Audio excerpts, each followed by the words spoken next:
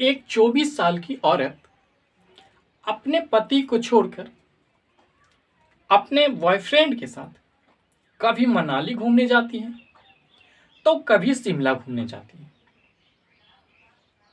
उसे डिस्टर्ब ना हो, उसे कोई परेशानी ना आए, इसके लिए वह अपने बेटी को अपने मायके में पहुंचा देती है और फिर वह दोनों मनाली और शिमला का खूब इंजॉय करती है, खूब मजे लेती है। और जब एक सप्ताह तक खूब घूमती है, लेकिन जब उसके पास पैसे खत्म हो जाते हैं तब वह दोनों अपने अपने घर चले जाते हैं। जब वह औरत अपने घर आती है तब उसे याद आता है कि अब मुझे अपने बेटी को अपने पास ले आना चाहिए। फिर वह अपने मायके चली जाती है अपने बेटी को लाने के लिए। लेकिन जैसे ही अपने मायके जाती है वैसे ही उसके ससुराल वालों का फोन आ जाता है कि मुझे अपने बेटे से बात करनी है, उसका फोन लग नहीं रहा है, तो तुम मुझे उससे बात करा दो। इतना सुनने के बाद वह एक बहाना बना लेती है कि वह अभी अपने ऑफिस के काम में व्यस्त है, तो जब काम खत्म कर लेगा तब उसे हम आपको बात करवा देंगे। परिवार वाले कहते ठीक है, जब उसका काम खत्म हो तब मुझे बात करवा दियो। फिर फोन काट देते हैं। लेकिन उस दिन पूरे दिन तक वह औरत बात नहीं कर पाती। फिर अगले दिन परिवार वाले फोन करते हैं और फिर बताते हैं कि मुझे बात करनी है, करवाओ। फिर वह औरत यही बहाना बना देती और फिर है जो बात नहीं करवाती है। फिर उसका मोबाइल स्विच ऑफ आने लगता है। परिवार वाले परेशान हो जाते हैं कि क्या बात है भाई, वो घर आने के लिए बोला था, आया भी नहीं, उससे बात भी नहीं हो रहा है, अब क्या किया जाए। लेकिन उन्हें कौन बताए।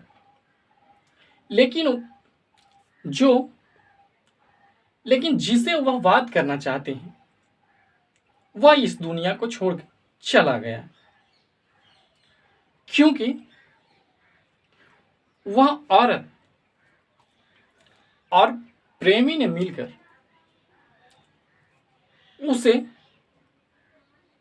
अपने ही हाथों से 15 टुकड़े कर दिए और फिर उसे टुकड़ों को एक बोरी में जमा करके एक नीले ड्राम में भर देती है और फिर उस ड्राम को सीमेंट से बंद कर देती है। लेकिन वो ऐसा क्यों करती है? क्योंकि ऐसा करने के पीछे उसका मकसद ये था कि जब ड्राम में सीमेंट को भर दिया जाए तो उसमें से वाष्प नहीं आएगी और फिर वो दोनों शिमला घूमने चले जाते हैं। तो ये कैसे हो, आखिर क्यों की? तो इस कहानी को हम विस्तार से जानेंगे। लेकिन इससे पहले हम आपसे एक छोटी सी रिक्वेस्ट करना चाहते हैं कि अभी तक आपने हमारे चैनल को सब्सक्राइब नहीं किया है तो प्लीज सब्सक्राइब कर दें, ताकि आने वाली हर क्राइम की वीडियोज आपको बेहद ही आसान भाषा में देखने को मिलेगा। तो चलिए अब हम इसे विस्तार में समझते हैं। यह कहानी है एक मेरठ में रहने वाले सौरभ नाम के लड़के की। सौरभ का परिवार बेहद ही गरीब था वह अपने बेटे को पढ़ा लिखा कर एक अच्छे जॉब कराना चाहते थे। सौरभ भी पढ़ने में अच्छा खासा था, वह अच्छे से पढ़ाई करता है और वह मर्चेंट नेवी में उसकी जॉब हो जाती है। जॉब होने के बाद वह मेरठ में रहने लगता है। फिर वह जॉब के लिए चला जाता है। उसी दरमियान सौरभ को एक लड़की से मुलाकात होती है जिसका नाम है मुस्कान। धीरे धीरे सौरभ और मुस्कान की दोस्ती बढ़ने लगती है और फिर दोनों में नजदीकियां बहुत ज्यादा बढ़ जाती है। धीरे धीरे 2015 में अच्छी खासी दोस्ती हो जाती है। 16 आते आते दोनों शादी कर लेते हैं, लेकिन यह शादी लव मैरिज थी, जिससे सौरभ के परिवार वालों को इस शादी को लेकर टेंशन बना हुआ था। वही मुस्कान के परिवार वालों को इस शादी से ऐतराज नहीं था, लेकिन धीरे धीरे दोनों साथ में रहने लगे और सौरभ के परिवार वालों को भी संबंध जुड़ता गया और फिर सारे परिवार एक हो गए। 2016 में सौरभ का एक बेटी जन्म लेती है जो करीब 5 साल की हो चुकी है। सौरभ मर्चेंट नेवी में जॉब करता था। फिर सौरभ मर्चेंट नेवी का जॉब छोड़कर लंदन में काम करने लगा। लंदन में काम करता था सौरभ। वो बहुत दिनों के बाद, मतलब कभी साल भर, कभी 6 महीना, कभी 8 महीना, कभी 2 साल पे घर आता था। इधर मुस्कान को लगता था कि अब हमारे जिंदगी में सिर्फ अकेलापन ही बच गया है। वो बहुत दिनों पे आता है, तो ऐसे काम चलने वाला नहीं है। फिर मुस्कान के मन में सातिर दिमाग चलने लगता है। अब मुस्कान को अकेलापन फील हो रहा था। अब उसे एक पार्टनर की जरूरत थी। उधर है जो सौरभ बहुत दिनों पे आता था, तो इसे इन सब बातों को लेकर बहुत ही ज्यादा परेशानी होने लगा। तभी मुस्कान को बचपन के दोस्त की याद आती है। मुस्कान जब कॉलेज में पढ़ती थी तभी उसका एक दोस्त था साहिल। जैसे तैसे उसकी मुलाकात हो जाती है। सौरभ लंदन में काम करता है और उसके अनुपस्थिति में साहिल को अपने घर बुलाती थी। जब भी कोई जरूरत पड़ता तब उसे फोन करता और साहिल घर आ जाता था। इस तरह मुस्कान के साथ साहिल का संबंध गहरा होता चला गया। एक बार मुस्कान की बेटी रो रही थी। पड़ोसी वाले का नजर उसके बेटी के ऊपर पड़ गई। पड़ोसी वाले सोच रहे कि कैसी मां है जो एक छोटी सी बच्ची को संभाल नहीं सकती। और फिर पड़ोसी उस बच्ची को चुप कराने के लिए उसके घर में चले जाते हैं। तभी पड़ोसी कुछ ऐसा देखते हैं जिसे उनका दिमाग खराब हो जाता है। पड़ोसी देखते हैं कि बच्ची इधर रो रही है और मुस्कान और साहिल दोनों बेड पे आपातजनक स्थिति है। तभी पड़ोसी की नजर उन दोनों पे पड़ती है और मुस्कान की भी नजर पड़ोसी पे पड़ जाता है। दोनों एक दूसरे को देख लेते हैं। इधर है जो मुस्कान, अब यह बात को सोच करके परेशान हो रही है कि अब तो ये पड़ोसी जरूर किसी न किसी को बताएगा। उसे रिस्पेक्ट करती है कि इस बात को आप किसी से मत बताइएगा। लेकिन पड़ोसी ने उसके पति को यानी सौरभ को इन सब चीजों के बारे में फोन करके बता देता है। सौरभ फोन करता है मुस्कान को और ये सब बातें मुस्कान को बताता है, फिर उसे खूब डांटता है। सौरभ इसके आदतों से बहुत परेशान हो चुका था। सौरभ डिवोर्स देने तक की नौबत आ चुकी थी। डिवोर्स देना चाहता था, लेकिन मुस्कान डिवोर्स नहीं देना चाहती थी। फिर जैसे तैसे करके रिश्ते को बनाया गया, यानी मुस्कान सौरभ को मना लेती है।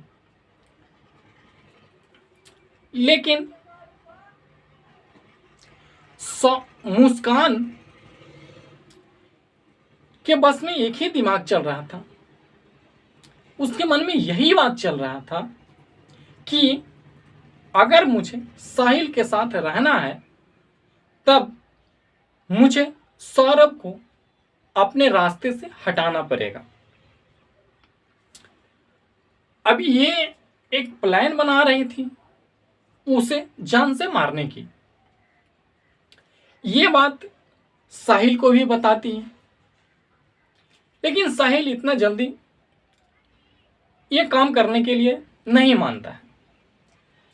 तब उस सहारा लेती है जादू मंत्र टोटमे की। मुस्कान एक ऐसे प्लान बनाती है जिसे साहिल को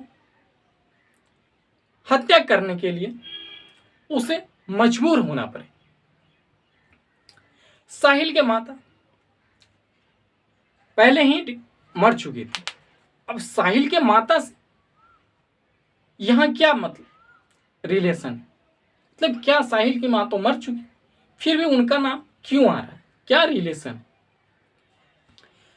तो मुस्कान ने एक स्नैपचैट पे एक आईडी बनाई, उसमें साहिल के माता के नाम लिखा और उन्हीं के नाम से अकाउंट बनाई और उसे प्रेरित करने लगी चैट के जरिए, जिससे साहिल को यह लगा कि वह अपनी मां से बात करती है और वह हमें ऐसे करने के लिए बता रही है कि तुम जब जैसे हम कहते हैं वैसे तुम करो, अच्छा रहेगा। साहिल इस जाल में फंस जाता है और फिर मुस्कान और साहिल दोनों सौरभ को रास्ते से हटाने के लिए तैयार हो जाती है। तभी फरवरी में एक बार दोनों ने सौरभ को हत्या करने के लिए प्लान बनाती है, लेकिन उस समय सफल नहीं हो पाता है और सौरभ की जान बच जाती है। तभी 4 मार्च को सौरभ अपने बेटी के बर्थडे पे घर आता है। 4 मार्च को ही मुस्कान मार्केट जाकर के एक ड्राम लाती है, एक 2 चाकू लाती है और कुछ नशीली दवाएं लाती है। सौरभ खाना मांगता है और खाने में ही नशीली दवाई मिलाकर सौरभ को दे देता है। सौरभ खाता है और कुछ टाइम बाद वो बेहोश हो जाता है। इधर मुस्कान साहिल को फोन करके रात में बुलाता है। सौरभ को नींद आ जाता है, बेहोश हो जाता है और मुस्कान और साहिल दोनों सबसे पहले नशे करती है और फिर मुस्कान सौरभ के सीने पे चढ़ के चाकू से वार करती है और साहिल उसके दोनों हाथों को काट देती है। फिर दोनों मिलकर उसके शरीर के 15 टुकड़े कर देती है, जो कि एक बहुत ही दर्दनाक हादसा है। इतना होने के बाद भी दोनों को सब्र नहीं हुआ। फिर एक बोरी में पूरे सब को जमा करती है और फिर एक ड्रम में डालती है, फिर ऊपर से सीमेंट से बंद कर देती है। फिर वो दोनों मनाली घूमने के लिए चले जाते हैं। 15 दिनों तक खूब घूमते हैं और मुस्कान अपने बेटी को मायके पहुंचा देती है ताकि उसे कोई दिक्कत ना हो, परेशान करने वाला ना रहे, वो फ्री माइंड होकर के दोनों एंजॉय करें। एक सप्ताह बाद उसके बाद पैसे खत्म हो जाते। फिर वह अपनी माँ के पास फोन करती है और सौरभ के हत्या के बारे में अपनी माँ को बता देती है। उसकी माँ को उसके बातों पे विश्वास नहीं होता है। फिर उसके पिताजी उससे बात करते और फिर मुस्कान अपने पिता को भी यही बात बताती है। फिर पिता जी पुलिस थाने में कंप्लेन करवाते हैं। मुस्कान और साहिल को पुलिस अपने कब्जे में लेती है और फिर इस केस के बारे में पुलिस छानबीन करने लगती है। तो ये क्या था, एक हत्या या प्रेम कहानी? तो ये कहानी यहीं पर खत्म होता है, लेकिन इस कहानी के बारे में आप क्या कहना चाहेंगे? अपना राय कमेंट बॉक्स में जरूर लिखें और जो भी 10 लोगों को अच्छे कमेंट करेंगे उनका मैं नाम अगले वीडियोज में लूंगा। तो चलिए फिर मिलते हैं एक नई वीडियो के साथ।